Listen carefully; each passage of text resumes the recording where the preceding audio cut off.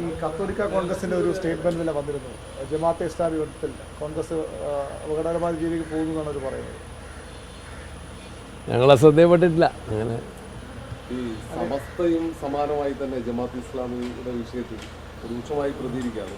ഞങ്ങൾ പറഞ്ഞ ഒറ്റ കാര്യമുള്ളൂ, ആര് UDF വോട്ട് തരാമെന്ന് പറഞ്ഞാലും അത് വേണ്ടെന്ന് പറയുന്നില്ല എന്ന് മാത്രമേ ഞങ്ങൾ പറഞ്ഞിട്ടുള്ളൂ. ആരുമായിട്ടും അത്തരത്തിൽ UDF പുറത്ത് മുന്നണിക്കകത്തേക്ക് ആരെയും കൂട്ടിയിട്ടില്ല. വോട്ട് വേണ്ട എന്ന് UDF പറഞ്ഞിട്ടുണ്ട്. അത്രയുള്ളൂ. അത്തരം വാഗ്ദാനങ്ങൾ കൊടുത്തു ഇല്ല, അതൊന്നുമില്ല.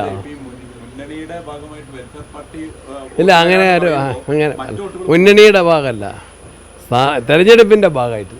അതാണ് തെരഞ്ഞെടുപ്പിൻ്റെ ഭാഗമായിട്ട് അവരുടെ വോട്ടും ഞങ്ങൾ സ്വീകരിക്കും. അതേ പറഞ്ഞിട്ടുണ്ട്. ഒരു വോട്ടും നഷ്ടപ്പെടില്ല. UDF നല്ല ഭൂരിപക്ഷത്തിൽ ജയിക്കാൻ സാധിക്കും. UDF ഇത് LDF ആയിട്ടുള്ള ഒരു രാഷ്ട്രീയ മത്സരമാണ്.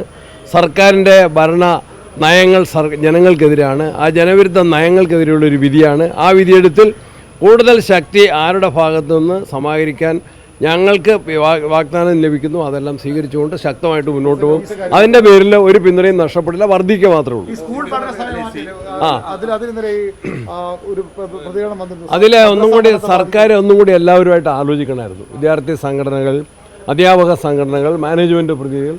കാരണം വളരെ നാളായിട്ട് കേരളത്തിൽ നിൽക്കുന്ന ഒരു സമ്പ്രദായത്തെ, ഒരു സംവിധാനത്തെ പെട്ടെന്ന് മാറ്റുമ്പോൾ ഒരു ആലോചന വേണമായിരുന്നു എന്നാണ് എൻ്റെ അഭിപ്രായം. പ്രതിപക്ഷ അധ്യാപക സംഘടനകൾ കോടതിയിൽ പോയതുകൊണ്ടാണ് അങ്ങനെ ഒരു തീരുമാനത്തേക്ക് സർക്കാർ. അതൊക്കെ ന്യായമൊന്നും ശരിയല്ല. പ്രതിപക്ഷ അധ്യാപക സംഘടനകൾ കോടതിയിൽ പോയാൽ സർക്കാർ കൊലക്കേസ് പ്രതികളെ രക്ഷിക്കാൻ സുപ്രീം കോടതി വരെ പോകുന്നുണ്ട്.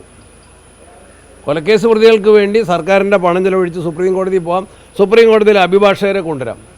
ഏതെങ്കിലും അങ്ങനെ ഒരു മാറ്റർ ഉണ്ടെങ്കിൽ വിളിച്ച് സംസാരിക്കാമല്ലോ. കേരളത്തിലെ രാഷ്ട്രീയ നേതൃത്വമായിട്ട് സംസാരിക്കാം, വിവിധ അധ്യാപക സംഘടനകളുമായിട്ട് സംസാരിക്കാം, വിദ്യാർത്ഥി സംഘടനകളുമായി സംസാരിക്കാം, മാനേജ്മെൻറ്റ് സംഘടനകളുമായിട്ട് സംസാരിക്കാം.